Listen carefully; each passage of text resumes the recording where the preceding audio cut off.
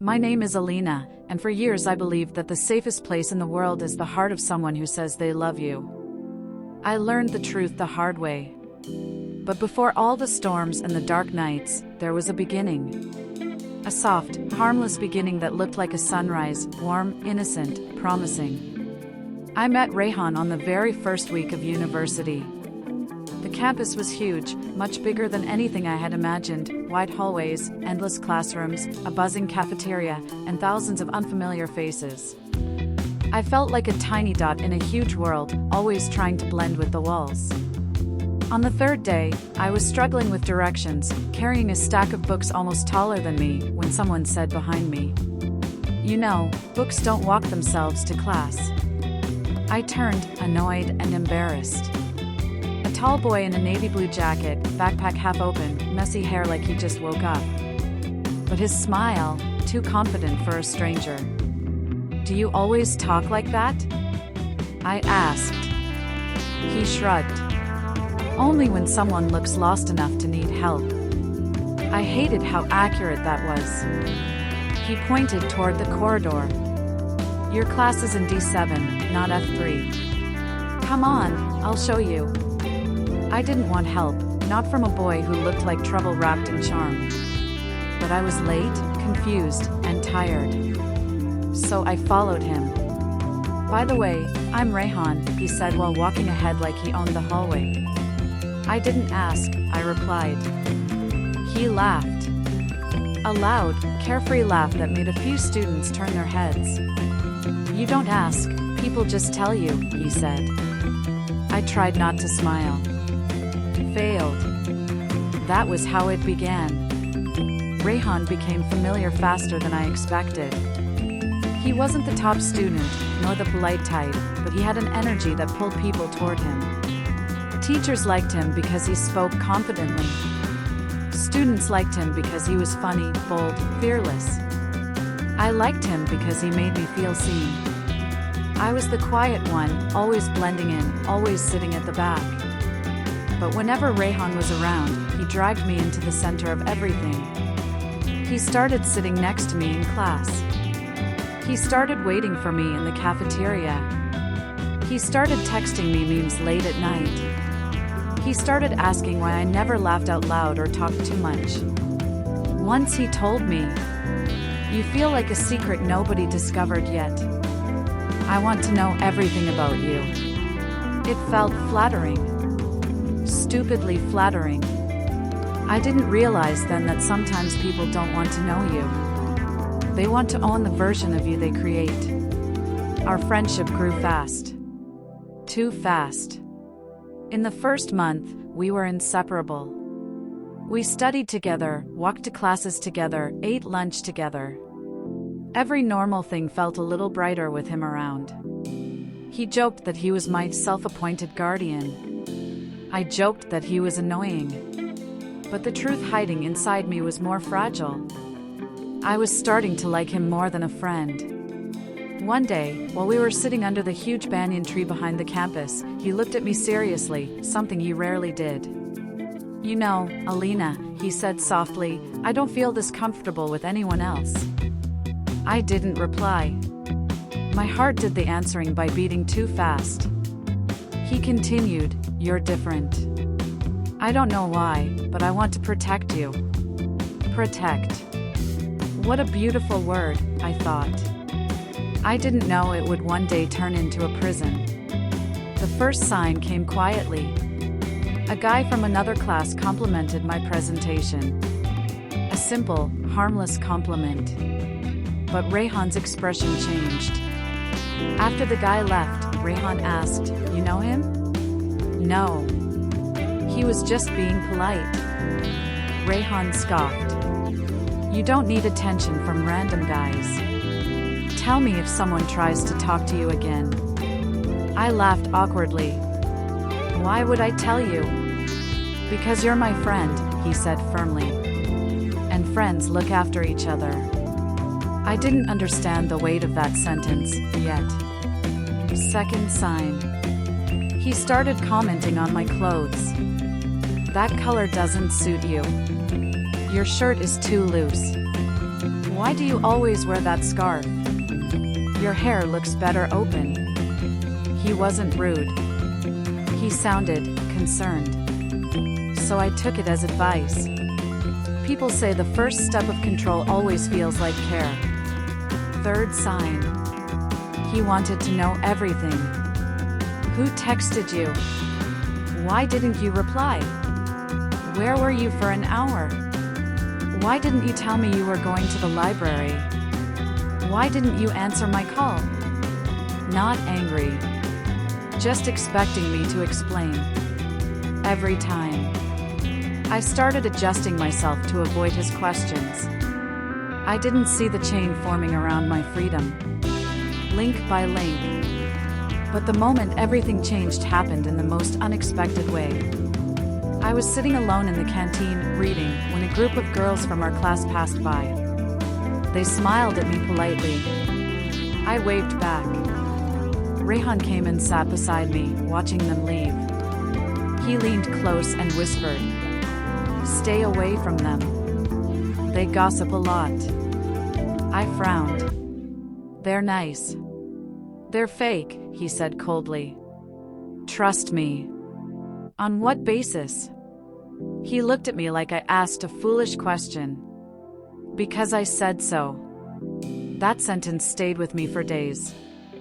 Because I said so. For words that tasted like the future. But I still liked him. Still trusted him. Still believed he meant well. Maybe that was my biggest mistake.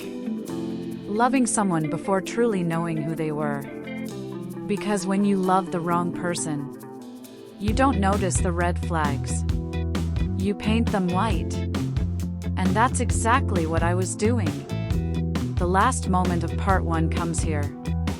One evening, while walking home after class, he asked, "Do you talk to any other boy except me?" I stopped walking. "Why are you asking that?" "Just answer me," he said with a calmness that felt sharp. "I talk to classmates." "Obviously." He shook his head. "No. You shouldn't." "And why not?" I asked. His eyes hardened. "Because you're mine, Alina. Even if you don't admit it yet." Something cold ran through me. I knew, deep inside, that love shouldn't sound like a claim. But I ignored the thought. Ignored the fear. Ignored the warning bells ringing inside me. Because sometimes, we are so desperate to feel loved that we don't realize we are being owned. That was the beginning of my fall. If someone had asked me then whether Rayhan was controlling, I would have laughed. Because control doesn't come wrapped in anger at first. It comes wrapped in care. At least, that's how it felt. The week after he said you're mine, everything changed, quietly, subtly, like the slow dimming of a light that you don't notice until the room is almost dark. It began with a small moment, almost insignificant. I was sitting in the library, headphones on, scribbling notes, when someone tapped my shoulder. A boy from my class, Farhan, smiled at me politely. "Alina, can we discuss the assignment? I'm confused about." Before he could finish, Rayhan appeared from nowhere and stepped between us. "She's busy," he said sharply. Farhan blinked, confused. "Oh, sorry. I didn't mean to bother." "You did," Rayhan interrupted. Farhan left quickly. I pulled off my headphones. "Rayhan, that was rude." He shrugged. He was annoying. He just asked a question. He doesn't need to ask you anything. "Why not?" Rayhan leaned closer, lowering his voice like he was sharing a secret. "Because I don't want people using your kindness to get close to you. I'm protecting you." Protecting. There was that word again. I should have said something. Should have told him he crossed a line. Instead, I sighed and returned to my notes. I told myself, he's just possessive, not dangerous. I didn't realize how wrong. Over the next weeks, Rayhan began shaping my world without me noticing. He didn't tell me to stop talking to people. He simply made everyone else uncomfortable around me.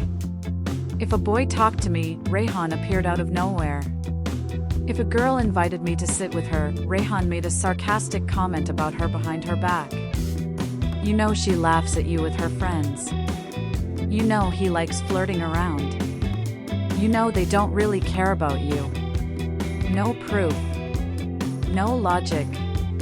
Only words spoken with such confidence that I started believing him.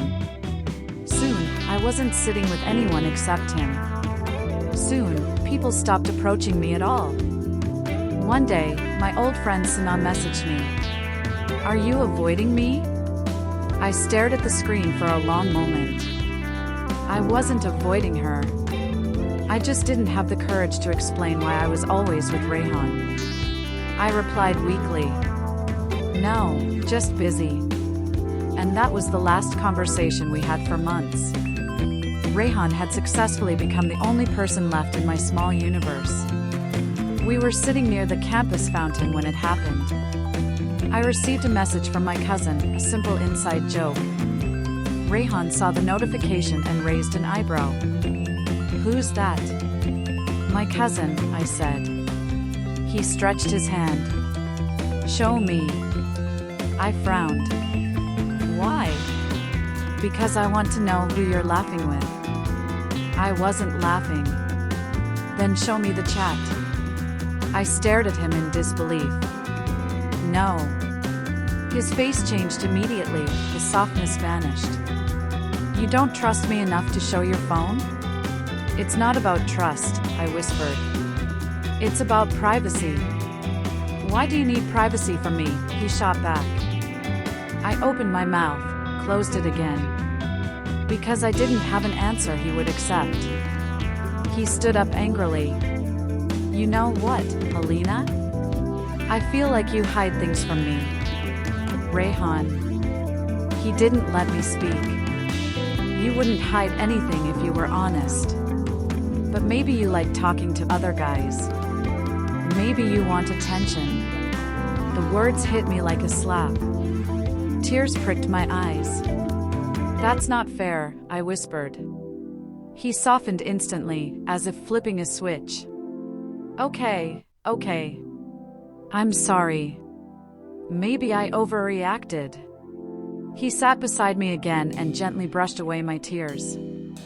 I just get scared of losing you, he said tenderly. You're too precious. I want to protect you from everyone, even from yourself. And just like that, I forgave him. Even though something inside me felt wrong. Rayhan had a skill. He could turn every situation into my fault.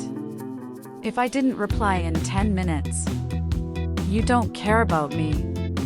If I talked to a classmate about notes, you're replacing me. If I looked tired, you're bored of me. If I said I needed space to study, you're ignoring me. Slowly, guilt became my constant companion. One evening, I told him I needed to attend a group study session. He replied instantly. Why didn't you invite me? It's for statistics. You don't take that course. So? You still should tell me. It was last minute. Oh, he typed. Then go. If you want to be with them instead of me, it's fine. I'll survive. Survive? He made it sound like I was abandoning him. I felt guilty and skipped the session. He won again. Without ever raising his voice. It was raining that day. Cold rain, sharp wind, dark clouds, the kind of weather that makes everything feel heavier. I was standing near the gate, waiting for my ride. Rayhan walked up, drenched, breathless. You didn't tell me you were leaving early, he said. I blinked. I didn't think I had to. He stepped forward. But you do. I had a headache, so. You could have texted me, he snapped. You know how stressed I get when I don't know where you are? stressed? But for the first time, there was something else in his eyes. Something sharp. Something frightening. He wasn't angry out of fear of losing me. He was angry because he felt entitled to know everything. For the first time, a chill ran through me. Rayhan, I can't inform you about every move I make, I said quietly. He stared at me for a long moment. Then he smiled, a strange smile. Of course. You're right, he said. But don't make a habit of hiding things from me, okay? Hiding? I wasn't hiding anything. But I didn't argue. Because I had never seen his eyes look so cold before. Days passed. Weeks passed.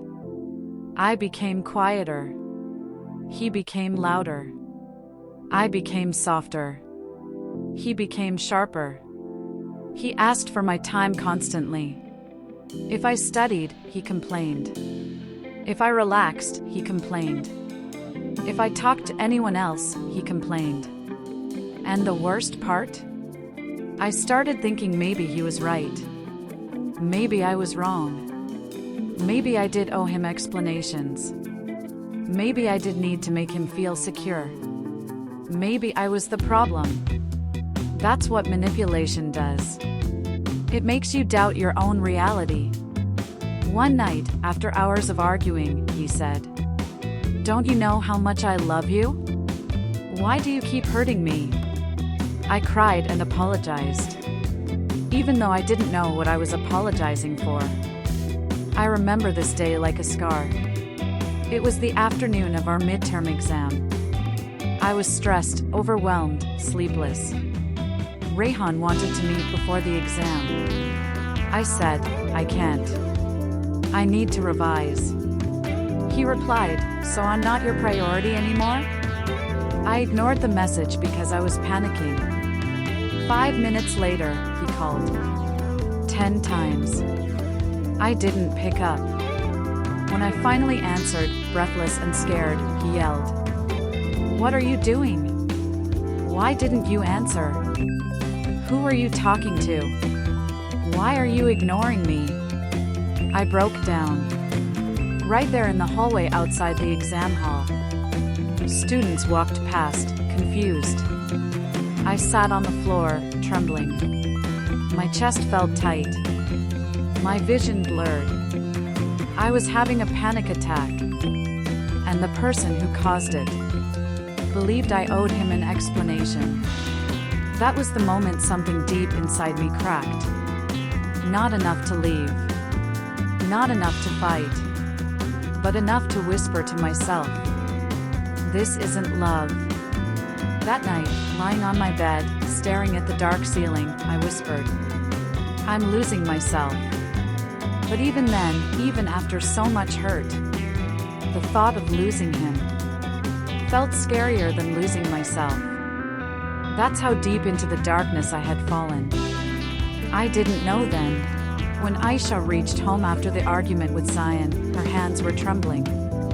She shut the door behind her and stood silently in the dark, listening to the quiet hum of the ceiling fan. For the first time, she admitted to herself, "This relationship is changing me, and not in a good way."